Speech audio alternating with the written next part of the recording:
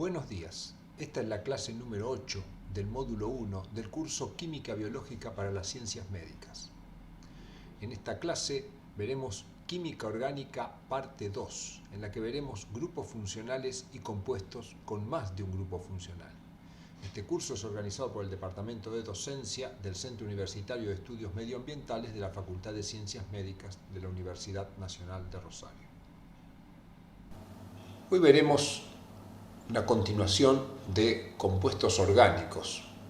Particularmente trataremos el tema de grupos sulfidrilo y puentes disulfuro, las uniones amida, anhídrido, tioléster.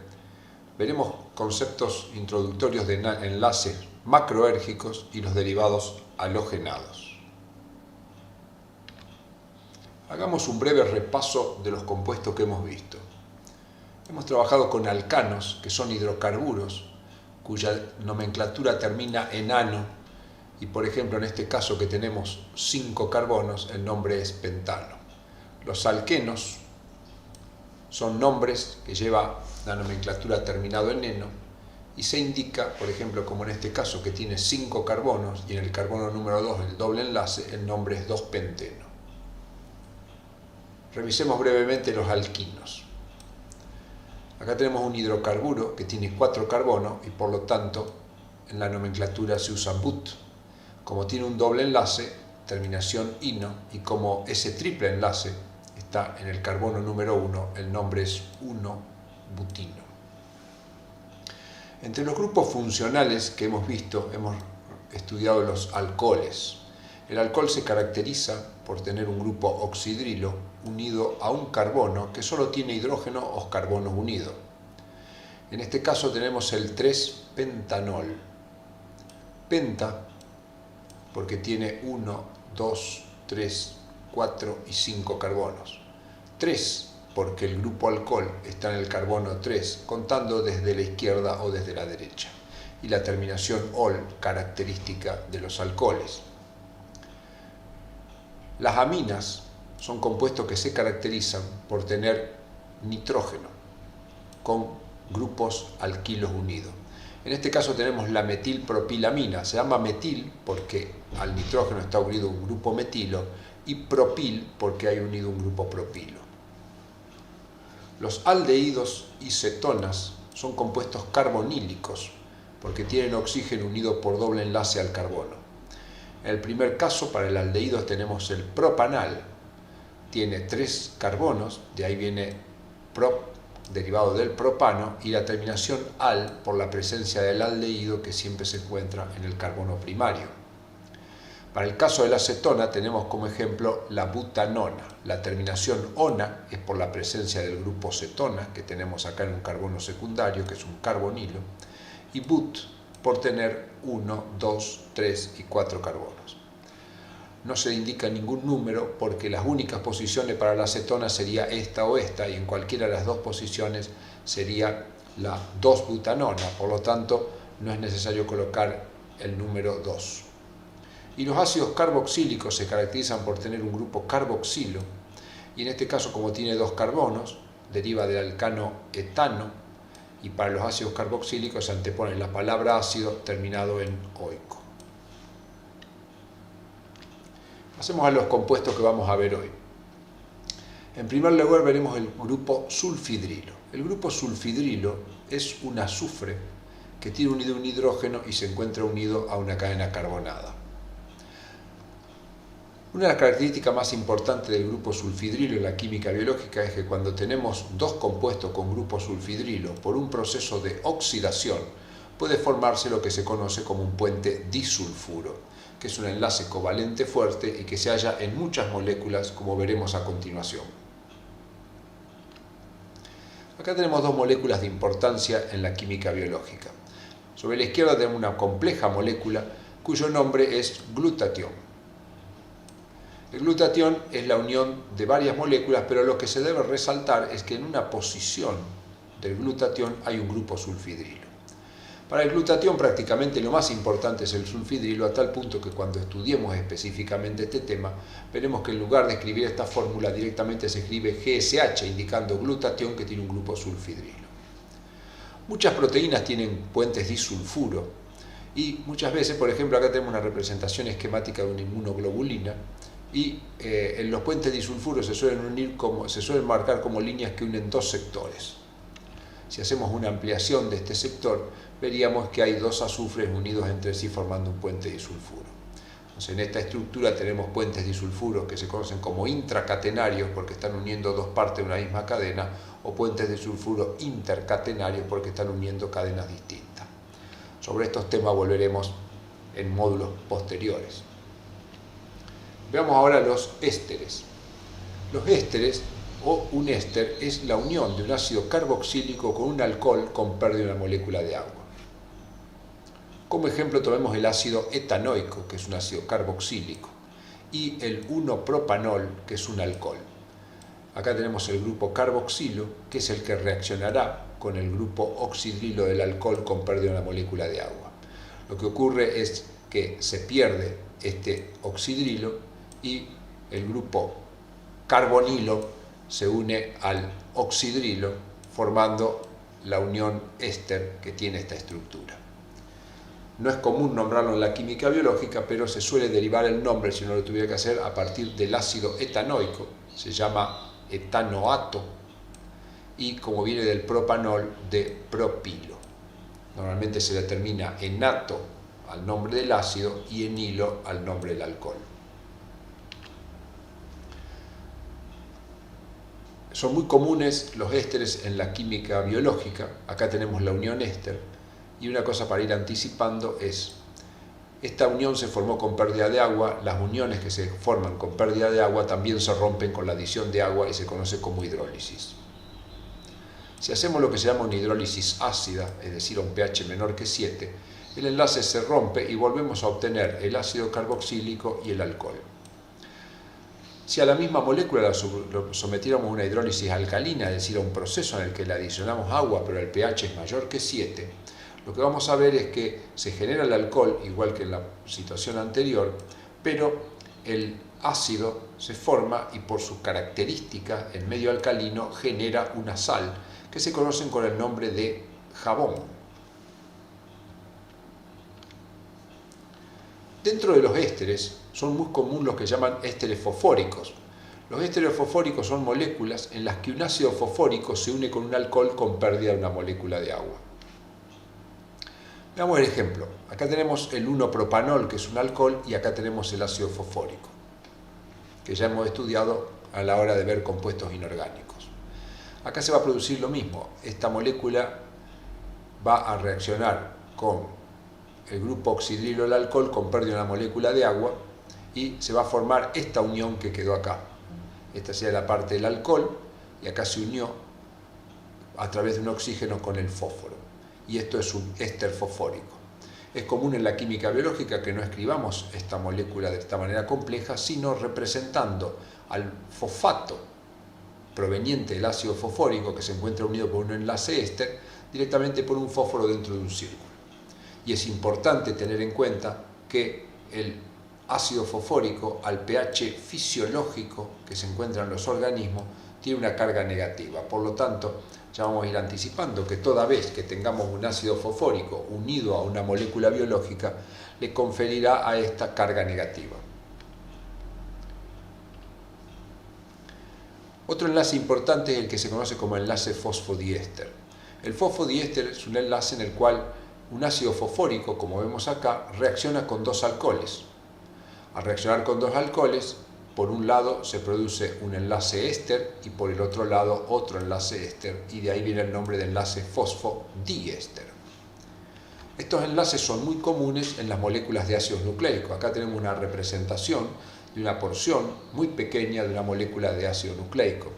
Y acá podemos ver la formación de un enlace, un éster fosfórico, y acá otro éster fosfórico. Por lo tanto, todo el enlace que une esta estructura con esta estructura conocida como nucleótido se llama enlace fosfodiéster, que estudiaremos posteriormente.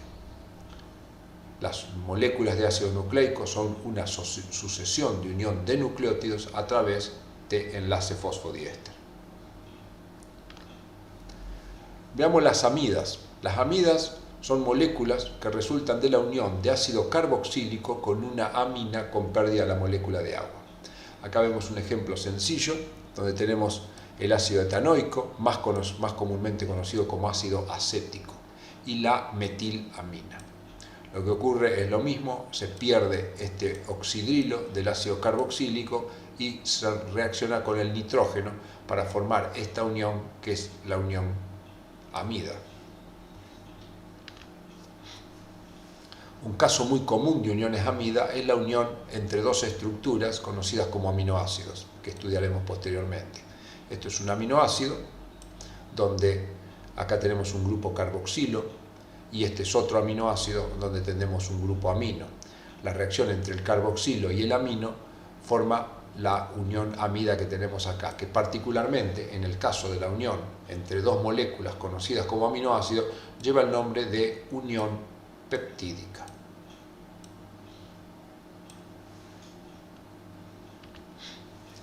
El tiol éster es otro enlace importante dentro de la química biológica y es la unión de un ácido carboxílico con una molécula que contiene un grupo sulfidrilo. A modo de ejemplo tenemos nuevamente el ácido acético y acá tenemos una molécula con un grupo sulfidrilo. Se pierde el oxidrilo del ácido carboxílico y se produce la unión entre el carbonilo y el grupo sulfidrilo formándose la unión tiol-éster. La unión tiol-éster es muy común en la química biológica y a modo de ejemplo introductorio mostramos la unión entre la coenzima A. La coenzima A es una estructura que aparece en muchos sitios de la química biológica y que se caracteriza por tener un sulfidrilo como parte importante de su molécula. Y acá tenemos el ácido acético que lo hemos escrito de una manera desarrollada. Este es el grupo carboxilo. Entonces se produce la pérdida de este grupo oxidrilo y la unión del carbono con el azufre, obteniendo la estructura que vemos en este caso. Acá tenemos un azufre unido a un carbonilo y entonces esto es un tiol éster. Los anhídridos. El anhídrido es la unión de dos ácidos carboxílicos con pérdida de una molécula de agua.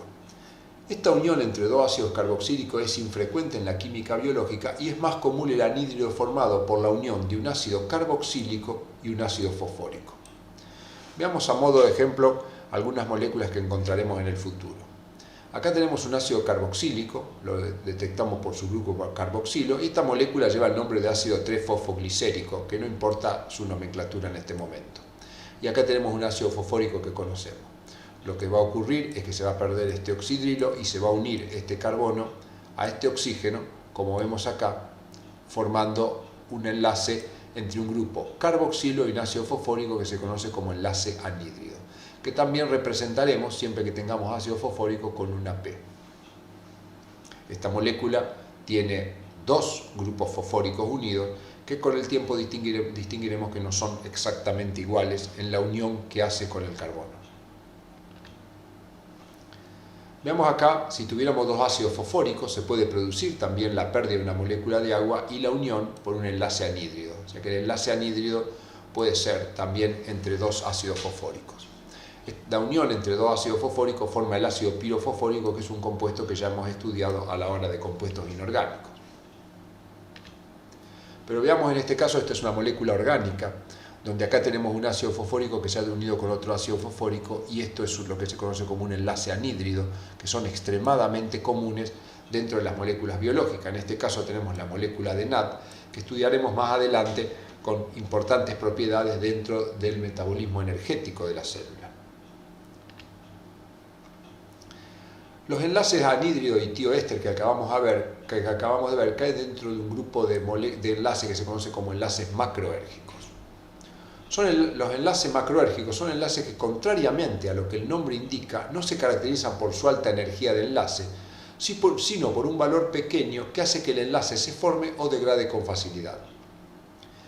A diferencia de los enlaces como el carbono-carbono o el carbono-hidrógeno, que al formarse liberan energía, los enlaces macroérgicos absorben energía al formarse y la liberan al degradarse. Dentro de los enlaces macroérgicos más comunes están los enlaces anhídridos entre ácido carboxílico y ácido fosfórico y los enlaces tiol-éster. Son ejemplos de moléculas con este tipo de enlaces, el ATP, el GTP y el acetil-CoA. Acá tenemos la molécula que vimos anteriormente, entre el ácido 3-fosfoglicérico y el ácido fosfórico, y es común representar a los enlaces macroérgicos por un enlace ondulado. Acá tenemos la molécula de acetil-CoA, donde hay un tiol-éster y también es común representarlo de esta manera. Pasemos ahora a los derivados halogenados. Los derivados halogenados no son compuestos comunes de hallar en producción propia de los organismos vivos, pero pueden aparecer como productos generados con fines farmacológicos. Veamos un ejemplo de su nomenclatura. El derivado halogenado lo que tiene es un halógeno que ha reemplazado un hidrógeno dentro de la estructura de un hidrocarburo. En este caso tenemos un cloro que se halla en la posición 3 de un pentano, y el nombre es sencillo, 3-cloro, por ser el cloro el que se ha reemplazado en la posición 3, y luego el nombre del hidrocarburo del cual proviene. Dentro de la química biológica es común encontrar compuestos de este tipo, y por ejemplo una droga con capacidad utilizada en tratamientos de cáncer, el 5-fluoruracilo. Toda esta estructura es el uracilo, que corresponde a un compuesto hallado en los organismos vivos, en el cual se ha reemplazado en la posición 5 el flúor. Para terminar la clase hagamos un breve recorrido por alguna molécula para ir aplicando los conocimientos de química orgánica adquiridos. El círculo nos irá haciendo un tour por esta molécula, en la cual vemos gran cantidad de cosas y solo recorreremos algunas. En el círculo tenemos enfocado un grupo amino. Si nos movemos, acá por ejemplo tenemos un grupo oxidrilo. Al movernos hacia la izquierda tenemos un oxidrilo que reaccionó con un ácido fosfórico, tendríamos un éster fosfórico. Acá tenemos la unión de dos ácidos fosfóricos, tendríamos un anhídrido fosfórico, que es un enlace de alta energía. Acá tenemos un oxidrilo, nuevamente, y si nos movemos acá tenemos la unión de un grupo carboxilo con un grupo amina, es decir, tenemos una unión de tipo amida, para terminar con un grupo sulfidrilo en el extremo derecho de esta estructura. Los grupos funcionales más importantes que vemos acá, grupo carboxilo, aldehído, cetona, alcohol y amina. Si bien es mucho más amplio el panorama que tenemos enfrente, focalizaremos en esto que son los más comunes en la química biológica. Acá en la columna de la derecha tenemos la estructura química de cada uno de estos grupos. Cuando estos grupos, dos o más grupos coexisten en una molécula, se establece una jerarquía que es la que está dada en esta tabla. Es decir, el carboxilo tiene jerarquía sobre el aldehído, este sobre la cetona, sobre el alcohol y este sobre la amina. ¿Qué quiere decir? Que si en una molécula tengo un ácido carboxílico y un aldehído, la molécula va a ser un ácido carboxílico. Entonces, en base a eso, tenemos dos nombres distintos de acuerdo a si la molécula es un ácido carboxílico, la nomenclatura será ácido terminado en oico, pero si el carboxilo actuara como un sustituyente porque hay algún grupo con más jerarquía, que en este caso no tendremos, se utilizaría la palabra carboxi. Con el grupo aldehído, si el grupo de más jerarquía que hay dentro de la molécula es un aldehído, la molécula terminada en al, y si no, utilizaremos el nombre formil como sustituyente. Y así sucesivamente. Para la cetona, si es la molécula de acetona terminado en ona, y si no es oxo o ceto, cuando es un sustituyente. Para los alcoholes, cuando la molécula es un alcohol, termina en ol, y si no, si es un sustituyente, se usa oxidrilo. Y lo mismo pasa con amina y amino. ¿Qué queremos decir con esto? Veamos acá esta molécula. Esta molécula tiene acá un grupo alcohol, acá un grupo cetona y acá un grupo carboxilo. Nuestra pregunta es, ¿esta molécula es un alcohol, es un ácido carboxílico o es una cetona? En base a esta tabla podemos ver que de los tres grupos funcionales, el de mayor jerarquía es el carboxilo, por lo tanto esta molécula será un ácido carboxílico, y el alcohol y la cetona se nombrarán con el nombre hidroxi y con el grupo oxo, el nombre oxo. Veamos un ejemplo. Supongamos el 2-hidroxi-3-metilhexanal. Se llama hexanal porque en la molécula tenemos un grupo aldehído y el grupo aldehído tiene más jerarquía que el alcohol. Hexanal porque tiene, como vemos acá, 6 carbonos. Tomamos como carbono número 1 el del grupo aldehído, entonces tenemos en posición 2 un alcohol, pero que como es de mayor jerarquía el aldehído, se utilizará la palabra hidroxi. Entonces es 2-hidroxi, 3-metil-hexanal. Veamos esta molécula. Tenemos el ácido 3-ceto 2,4-dihidroxi-5,2-metilpropildecanoico. La molécula es un ácido carboxílico de 10 carbonos. El ácido carboxílico sabemos que es la de mayor jerarquía. En posición 3 tenemos un grupo cetona, que lo nombramos como 3-ceto. Después tenemos dos grupos oxidrilos en posición 2 y 4, y en posición 5 tenemos una cadena que a su vez es ramificada, que en la posición 2 tiene un metilo. Veamos la estructura. Dijimos el ácido decanoico. Acá tenemos el ácido carboxílico, al que tomamos como carbono número 1. El carbono 1, 2, 3, 4, 5, 6, 7, 8, 9 y 10 carbonos. De ahí viene el nombre de ácido decanoico. Luego tenemos 3-ceto, este es el 1, 2, 3. Acá tenemos un grupo cetona, pero que se nombra con el nombre ceto como un sustituyente. 2 y 4 dihidroxi en el carbono 2. En el carbono 4 tenemos dos grupos alcohólicos, pero como el grupo de mayor jerarquía, el carboxilo, no vamos a terminar en ol, sino que decimos 2,4 dihidroxi. Y en posición 5 tenemos un propil que a su vez, tomando esto como carbono 1 de la ramificación, en el carbono 2 tiene un metilo.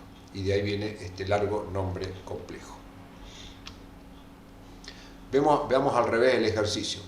Demos la nomenclatura de este compuesto. Acá tenemos la jerarquía de los grupos: carboxilo, aldehído, cetona, alcohol y amina. Abramos una ventana para escribir. Entonces, ¿qué grupos funcionales tenemos acá? Alcohol y cetona. Tenemos cetona y alcohol. El cetona tiene prevalencia, por lo tanto, este compuesto será una cetona. Y eso implica que te da terminación ona. ¿Cuántos carbonos tiene si lo considero una cetona? 1, 2, 3, 4, 5 y 6 carbonos. 6 carbonos. Si tiene 6 carbonos, el nombre será hexanona. Pero como el grupo cetona podría estar en diferentes posiciones, acá el grupo cetona contamos desde acá como carbono número 1, y entonces el nombre de este compuesto será 2-hexanona. Ahora, después tenemos en posición 3 y 4 tenemos un metilo y en 5 tenemos un alcohol, pero como tenemos el grupo cetona, el alcohol lo deberemos nombrar como hidroxi. Por lo tanto, el nombre será 1, 2, 3, 4. Esto será 4 metil, 5 hidroxi, que hace referencia al grupo oxidrilo que está en posición 5 respecto a este carbono. Y luego 2-hexanona. Ese sería el nombre de nuestro compuesto. Muy bien. Pasemos ahora a la identificación de grupos con carga potencial. Cuando tenemos una molécula, en la química biológica, los grupos que pueden conferir carga son relativamente pocos. Los más comunes son siempre el grupo amino, el carboxilo y el fosfato, son grupos que pueden conferir carga. Y también vamos a ver el sulfato como un caso excepcional porque no se presenta tanto. El grupo amino tiene dos existencias, con 2 hidrógenos o con 3 hidrógenos, y cuando tiene 3 hidrógenos tiene carga positiva. El carboxilo puede tener carga negativa o no tenerlo. El fosfato puede tener carga negativa y el sulfato también. Por lo tanto, son 3 los grupos que pueden tener carga negativa y uno solo el grupo que puede tener carga positiva. Ahora, la presencia de la carga positiva o negativa depende de la relación que hay entre el pH del medio y una variable que estudiaremos más adelante, su origen e interpretación más fina, que es el pKa. Pero en este momento aprendamos simplemente como regla. Si el pH en el que se encuentra la molécula es mayor que el pKa, el grupo amino no tendrá carga, el grupo carboxilo, el fosfato y el sulfato tendrán carga negativa. Es importante tener en cuenta que el pKa depende de cada grupo y es un número que dispondremos en el momento de trabajar. Si el pH fuera menor que el pKa, el grupo amino va a tener carga positiva y los otros tres grupos no tendrán carga. Es importante notar que si el pH es menor que el pKa, las moléculas, en el caso del fosfato no lo ve porque es una simplificación, pero las moléculas tienen más hidrógeno que si el pH es mayor que el pKa. Por eso en general decimos que si el pH es mayor que el pKa, la molécula está disociada.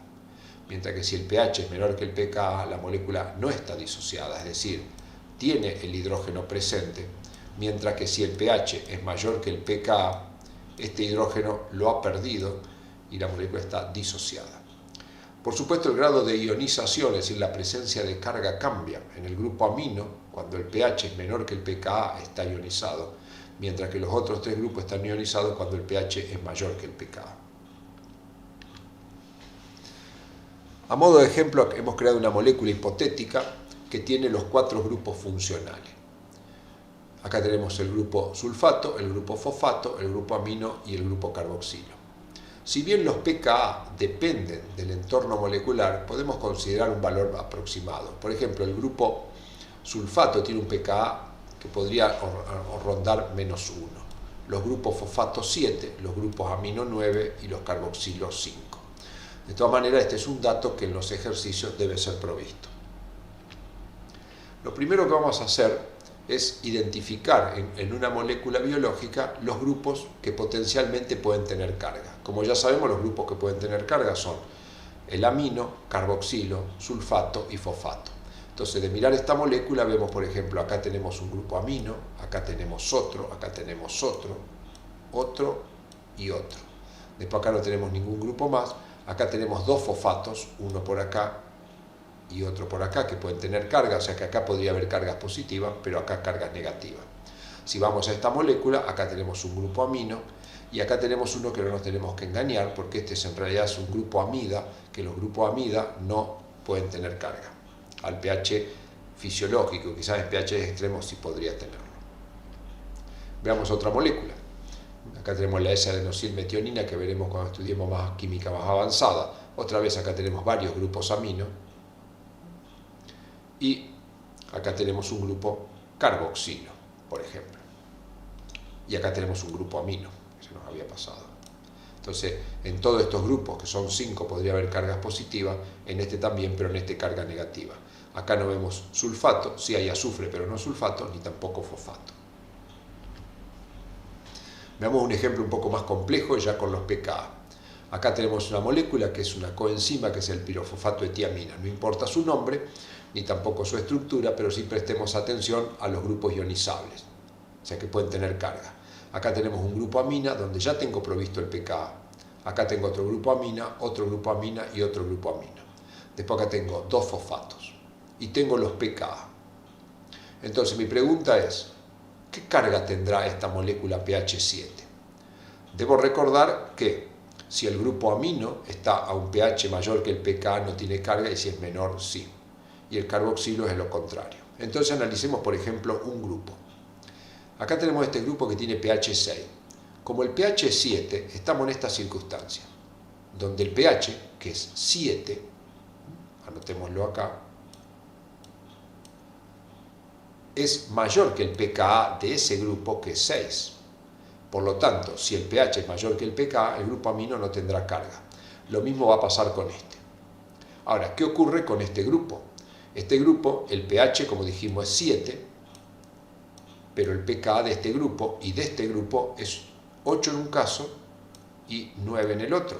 Por lo tanto, estoy en la situación donde el pH es menor que el pKa y estos dos grupos deberían tener carga positiva. Si vamos a ver la molécula acá, como dijimos, estos dos grupos no tienen carga y estos sí tendrían carga positiva. ¿Qué pasa con los fosfatos? Los analizamos de la misma manera.